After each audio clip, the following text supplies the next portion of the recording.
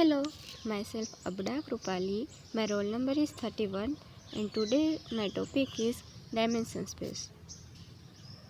We are starting from definition. In mathematics, the dimension of an object is, roughly speaking, the number of degree of freedom of a point that moves on this object. In other words, the dimension is the number of independent parameters or coordinates that are needed for defining the position of a point that is constrained to be on the object. Imagine a two-dimensional world. You, your family, friend, everything in 2D. In his 1884 novel, Edwin Ebert invented this world and called it Flatland. The premise of Flatland, one dimension, further improving us to consider how we would see dimension different from our own and why the exploration just may be worth it. Sounds boring? Let's make it interesting. Can you imagine? We live in a three-dimensional world where everything has length, width, and height. But what if our world were two-dimensional? We would be scratched down, occupy a single plane of existence. And what would that world look and feel like? This is the premise of Edwin Ebert's 1884 novel Flatland. Flatland is a fun mathematical thought experiment that follows that trials and tribulation of square exposed to the third dimension. But what is a dimension anyway? For our purpose, a dimension is a direction, which we can picture as a line. For our direction to be dimension, it has to be a right angle to all other dimensions. So a one-dimensional space is just a line. A two-dimensional space is defined by two perpendicular lines which describe a flat plane like a piece of paper. And three-dimensional space as a third perpendicular line which gives us height and the world we are familiar with.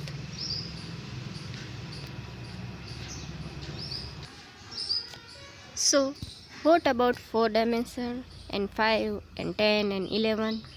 Where do we put these new perpendicular lines? This is where Flatland can help us. Let's look at our sphere protagonist world. Flatland is populated by geometric shapes ranging from isosceles triangles to equilateral triangles to square, pentagons, hexagon, and all the way up to circles. These shapes are all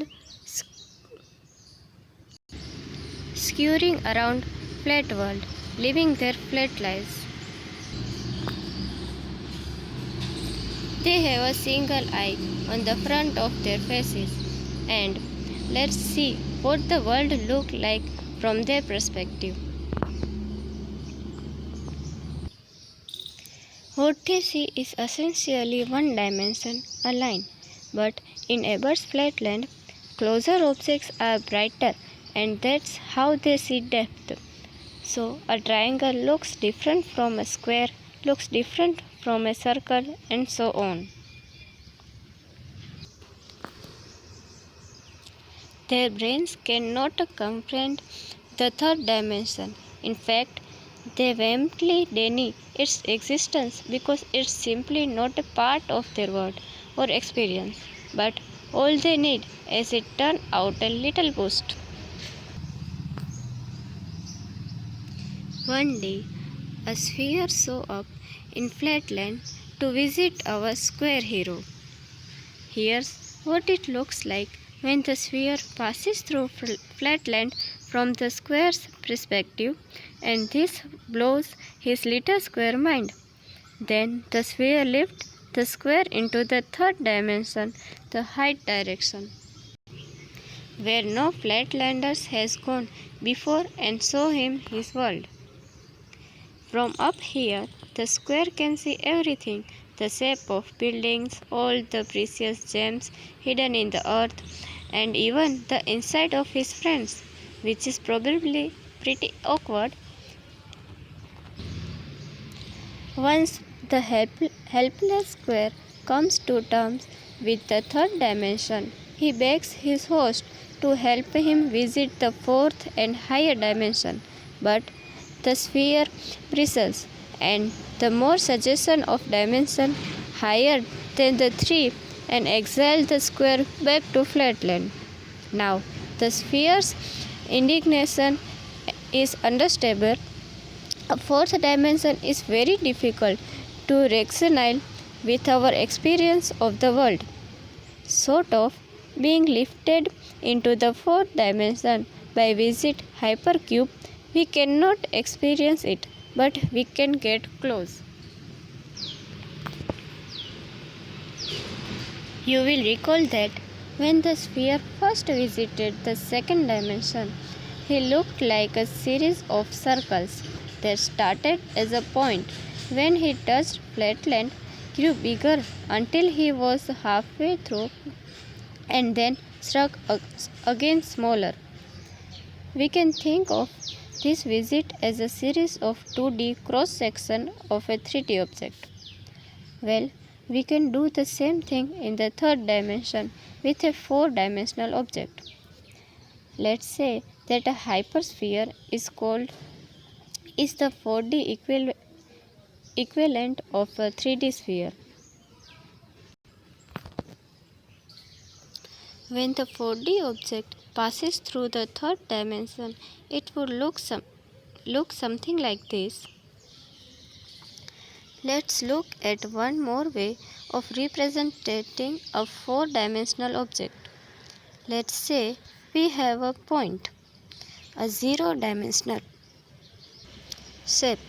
Now we extend it out 1 inch and we have a 1-dimensional line segment.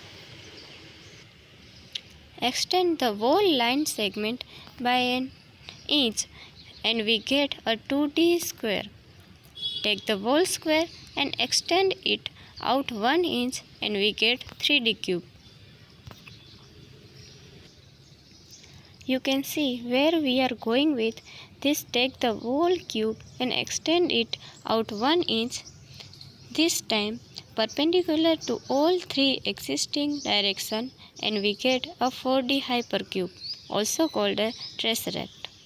From all we know, there could be 4-dimensional life from somewhere out there.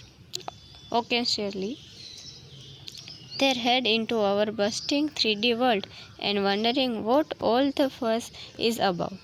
In fact, there could be whole other 4-dimensional world beyond our direction, hidden from us forever by the nature of our perception. Doesn't that blow your little spherical mind? Think about it and thank you for watching. Have a nice day.